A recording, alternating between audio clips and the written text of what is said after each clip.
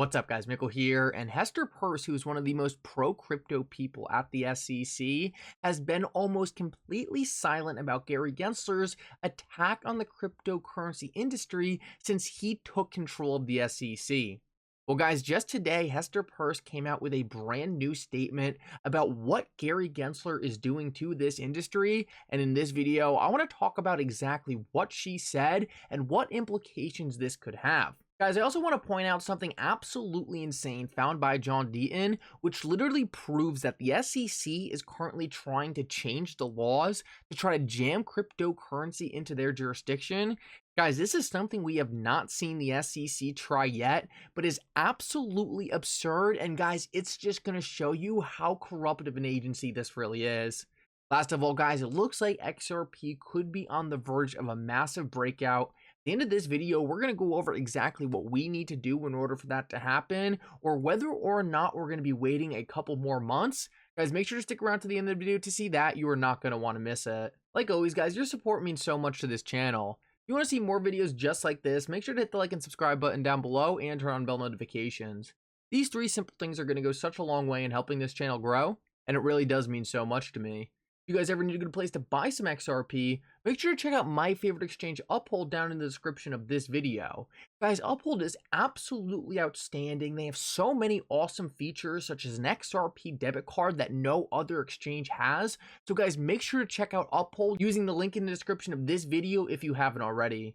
With that said though, guys, let's jump right into it, and I hope you guys enjoy the content. So guys, I want to start out this video and go over the speech Hester Peirce just gave in regards to the SEC's approach to regulating the cryptocurrency market. Now guys, Hester Peirce in the past has been very critical of the SEC and the lack of sufficient guidance they have given the cryptocurrency industry. But ever since Gary Gensler took control of the SEC, she really has been completely quiet, and a lot of her criticisms have completely faded. Well, guys, it looks like she's back to criticizing the SEC, and while she does make some very good points in this, I also think she's lacking some really important stuff that we haven't seen at all. So I want to talk about both of that, but let's start off with going over what she said. So Hester Peirce says that right now the SEC is telling all these different cryptocurrency companies to come in and register with the SEC. This is something we have heard from Gary Gensler and a lot of different people at the SEC, but what they are not telling us, which is what Hester Peirce tells us right here, is what she goes on to say. Hester Peirce says that right now, when these cryptocurrency companies come in and talk about what they're doing, talk about their business model, the SEC is essentially handing them a registration form that they are unable to fill out. Once the company comes in and can't fill out that registration form, the SEC starts taking notes on exactly what that company is doing. The SEC then uses that information to give that company a court date and says, if you don't comply with everything we're telling you, we are going to sue you. Here's your court date, and you just gave us all the information to attack your project. So guys, this is completely disgusting. This is something that we kind of heard was going on, but now we have confirmation from an SEC commissioner that this is exactly what's going on. The SEC has zero interest in actually helping these different crypto projects get up and going in a compliant manner, and instead is just focused on putting them out of business and making money off them. Hester Peirce says word for word, if we continue with our regulation by enforcement approach at the current pace, we would approach 400 years before we got through the tokens that we allege are securities. So Hester Peirce is making the point here that the SEC is fully content on just suing every single project they can, trying to get a win in court, and if that project wins, so be it, they can go on doing their thing, but if the SEC wins, hey, we killed that project, on to the next one. The SEC is literally just attacking projects and trying to make as much money off each one of them as possible. The SEC has no interest in actually providing clear guidelines for these companies to follow, because the SEC knows that if they actually provided clear guidelines for these companies to follow, they would probably follow the guidelines and the SEC would have no one to sue. It's so bad that the SEC has so little interest in actually going after the bad actors and instead is just looking to make money off anyone in cryptocurrency. So I think this is a pretty powerful statement by Hester Peirce. It definitely takes a lot for her to come out and say this, but guys, the thing we are still missing is any real action. Hester Peirce has been saying stuff like this for the last 4 to 5 years. And what do we keep getting?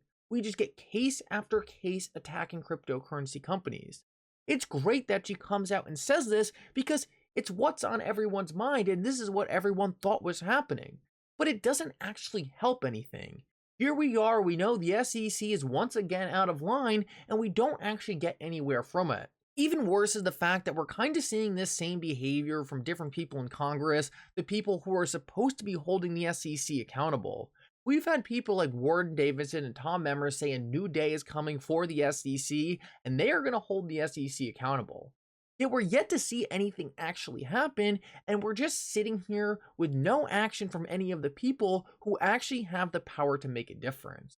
Now, guys, I am told that something will happen in regards to holding the SEC accountable. Now, this would be a pretty big deal because this could actually force someone like Gary Gensler to leave the SEC, and we could get a new commissioner at the SEC that was more pro-crypto, aligned with the views of Hester Peirce, and finally create some real rules for cryptocurrencies to follow.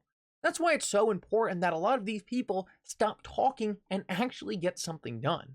Gary Gensler is going to leave the SEC as soon as he feels like his reputation is going in the wrong direction.